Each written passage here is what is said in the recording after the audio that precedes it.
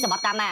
អូខេបងប្រុសចង់ទិញសម្បត្តិ promotion 6 ដុល្លារប៉ុន្តែបងប្អូនអត់ដឹងទិញតាមណាឥឡូវនេះ admin មកប្រាប់បងប្អូនបន្តិចសម្រាប់ promotion 6 ដុល្លាររបស់យើងគឺតម្រូវឲ្យបងប្អូនទាំងអស់គ្នាចូលទិញសម្បត្តិតាមរយៈ website ថ្ងៃនេះ admin មកបង្រៀនបងប្អូនទាំងអស់គ្នានៃការទិញសម្បត្តិតាមរយៈ website អញ្ចឹងបងប្អូនទាំងគ្នាទស្សនាវីដេអូនេះទាំងអស់គ្នា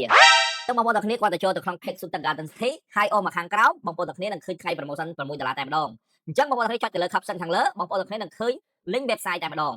ឥឡូវបងប្អូនទាំងគ្នាគាត់ទៅចុចលើ link website ហើយបងប្អូនទាំងគ្នាចូលទៅក្នុង website ហើយចុចពាក្យ booking បងប្អូនទាំងគ្នានឹងឃើញកន្លែងទិញសម្បត្តិតែម្ដងអញ្ចឹងថ្ងៃដែលទិញសម្បត្តិគឺថ្ងៃទី6បងប្អូនទាំងគ្នាចុចទៅលើថ្ងៃទី6ហើយអូមកខាងក្រោមបងប្អូនទាំងគ្នាចុចបញ្ជាទិញសម្បត្តិណាសម្បត្តិរបស់យើងមានកូនថ្មីហើយនឹងមើលធំអញ្ចឹងគឺចុចទៅលើលេខបូកដើម្បីបញ្ជាទិញអញ្ចឹងadminចុចចំនួន4សម្បត្តិដើម្បីបញ្ជាទិញទៅលើ